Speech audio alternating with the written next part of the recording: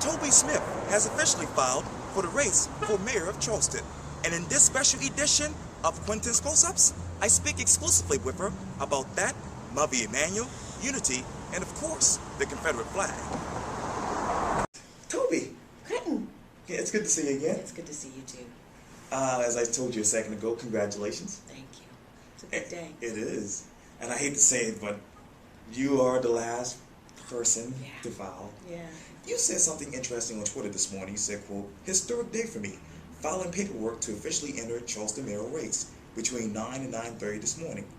I'm wondering, where are your heart and mind right now? Wow. It's been an emotional day. It's funny you should ask because I'm thinking about my girls, Quintin. I took Jane to school this morning. She's 6, first grade, Right. and Nella's 3. And I want them to remember all of the things that I try to instill in them. Be all you can be. Go as far as you want to. Believe that you can. And for me, that came to pass this morning. Certainly part of it when I filed. Yes, you did. It was a dream come true. Wow. I had thought about it, but when it actually happened, it was overwhelming. And really at this time of day now, I find myself just grateful. Yeah. Grateful that it's done. Yeah. Grateful that the next steps are pending. Yeah. That we're sitting on the verge of so many things, and it's a good feeling. I want to rewind time to Saturday. You also said this on Twitter. Mm-hmm. Quote, "Attending funeral services for Senator Fielding. Mm-hmm. Regret that I didn't get to visit him." I had a chance and the blessing really to interview him in December. I remember you said that. Yeah, it's up on YouTube, and I actually had, on my lunch break Saturday morning, I walked past the funeral, the funeral on Winport Street. Right. And I also took a stroll down, Logan Street where Fielding Homes and Funerals was. Yes. And I'm wondering, when you think of Senator Herbert Fielding, what goes to your mind? Compassion. He was the most compassionate person. He had a way of making you think he remembered you, even if he didn't. He's taken care of a lot of our family, and he always went out of his way to ask, "How are things? Are you okay?" In fact, my grandma Dorothy, when we lost her last year, I was sitting in my car waiting for, you have to have an appointment with the undertaker, and I was sitting in my car, and it was a hot day, and he said, "Why are you in your car? Why don't you come inside and wait?" And I said, "No, Senator, I'm okay." And he said, "You just need some time alone?" I said, "Yes, sir, I do." So I think about the compassion. But then there was the other side of him that was just a political heavy hitter who broke down a lot of barriers, who opened so many doors, Quintin, in part for me to be able to do what I'm doing today. I'll never lose sight of that. I was trying to get to see him, and I didn't get to, because I wanted to tell him officially that I was running and to see if he could give me any words of wisdom, but I didn't have that opportunity. So I regret that. But he left so much, and I hope that somebody is compiling his notes and will write a book, because that would be quite a testament to politics and how important it was that he was involved, especially at a time when he wasn't welcome. Right. And he stood, and he kept going, and he persevered, and he modeled courage and class and dignity and intelligence and excellence, and that carried so far. And I'm really proud of the legacy that he left. Speaking of really breaking down barriers, let's talk about the forum that Representative Wendell Gilliard has last week. And it was obviously the Racism Roundtable at Triton Technical College. Yes. And you actually said this on Twitter, quote, "Attending the Racism Roundtable at Triton Technical College. Very good conversation. We need more like this." Take me back down memory lane to that particular day. What memories play back in your mind when you think of that roundtable? How uncrowded it was. That struck me. I expected that room to be full, overflowing to capacity, and it wasn't. And on an issue like this, given what our community has been through, I just expected there to be more people. So that was interesting. But the other thing was the depth of emotion from many of the panelists, particularly professors at college and the Citadel, who were very candid in their assessment that we've got to, meaning they have to reassess white privilege and what it's done to Charleston and what it means to black people. And I frankly was encouraged and floored at their level of candor. I had not heard that voiced so clearly. And I thought, something is changing here. Something is really changing. And then there was Chaplain, what was his name? Nice young man. He replaced Chaplain Dewey. Yes. Yeah. And he said, I really wish, and I'm paraphrasing, we could be stuck in an elevator together, people of differences, and you can't get out of that elevator until you've really had a chance to talk. And it was such a profound analogy, because he said, when you don't sit and talk to people, you have no idea who they are. And even in a town, Quintin, you know Charleston about as well as anybody, we still largely keep to our own spaces. And Jenny Horn, Representative Horn, brought that up. I just talked to her this morning. Okay. We're going to be doing an interview with her soon. Okay. She said that as a result of what happened at Mother Emanuel, her church is reaching out in a regular and concerted way. And I think that has to happen more. I think there is a need for that to happen. So it was good, the conversation. There were some young guys there who reminded me of you many years ago, who talked about their challenges with selling their Confederate roses. I don't know if is it Confederate rose? Oh, no, the palmetto roses. I'm sorry, the palmetto rose, forgive me. The Confederate rose is a bush. And how people don't appreciate them. And Dr. Millicent Brown, whom I know you know well, she said there needs to be something more done for them. And Dot Scott said, I'm trying to figure out how to best help these young men, because here they're trying to do something positive. People don't appreciate the value of what they're doing and the historical import of what they're doing. So I thought it was great to have young people there involved. So I think there is room for more conversations. And if there's not a need for it, we need to make time, because you're not going to get to know people until you sit down and break bread. That's right. Speaking of making time, obviously the South Carolina General Assembly, along with Governor Nikki Haley, did something very historic last month, and that is remove the Confederate flag, which was controversial, from the South Carolina State House grounds. You said this on Twitter, I love Twitter, but you said, on the way to Columbia to attend a rally at the State House, I attended the first rally 15 years ago. Hard to believe. I know this was a crazy question, but tell me, what is the biggest difference between 15 years ago and maybe last month? Well, 15 years ago, we had just turned into 2000. There was a lot of promise in the air, a new and renewed enthusiasm. 9/11 hadn't happened, so we hadn't crossed through that portal. But we were still challenged with who we are in South Carolina and what we're going to be.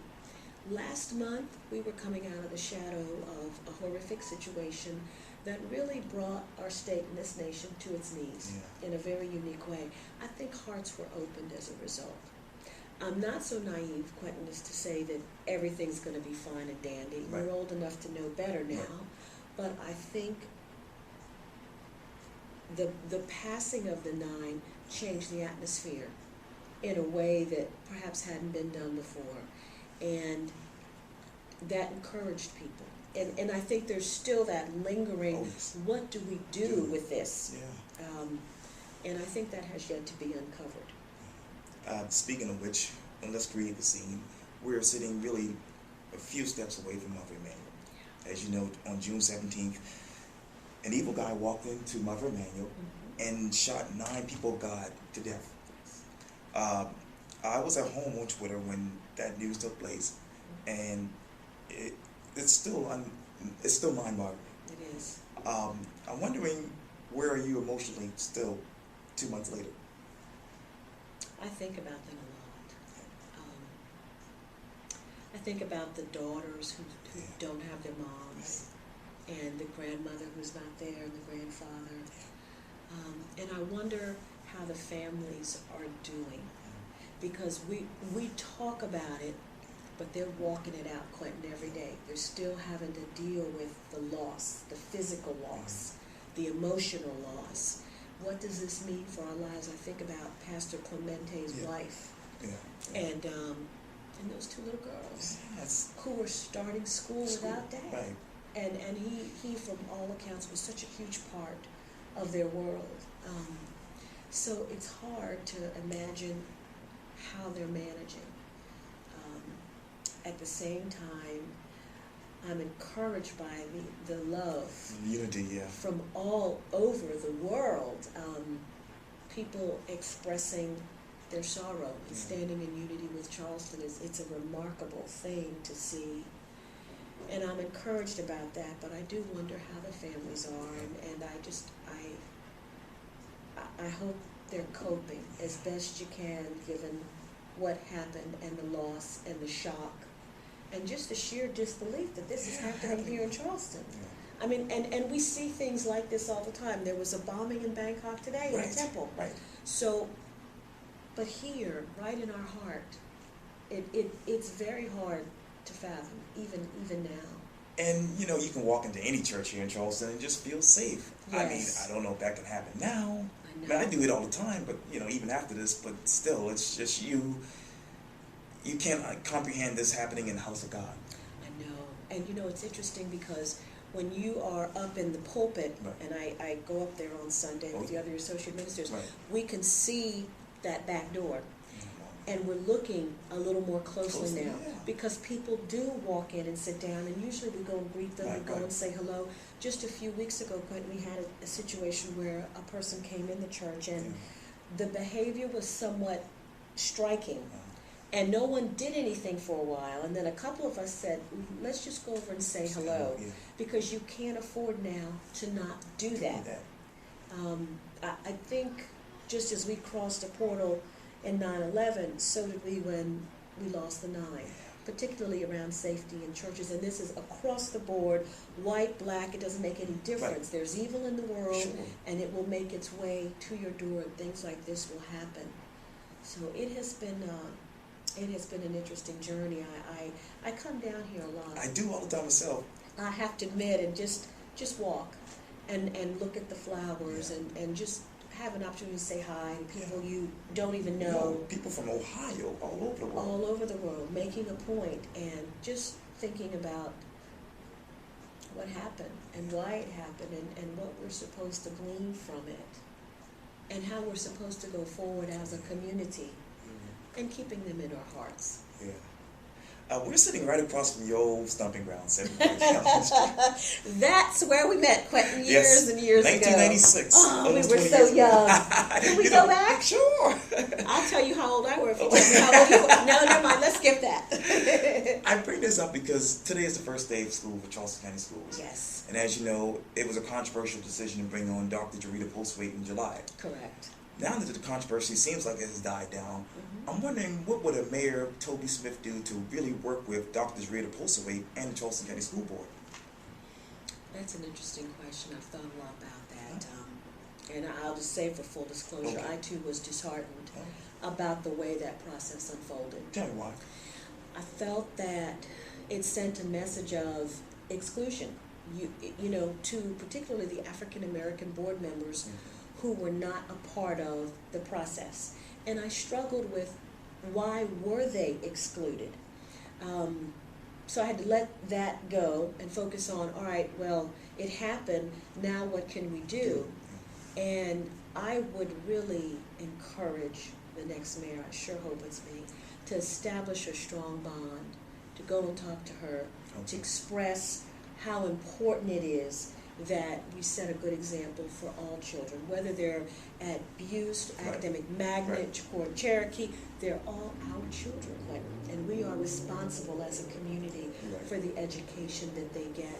I also would like for her to understand why the way that happened hurt, what it means in terms of racial relations and being able to talk about that.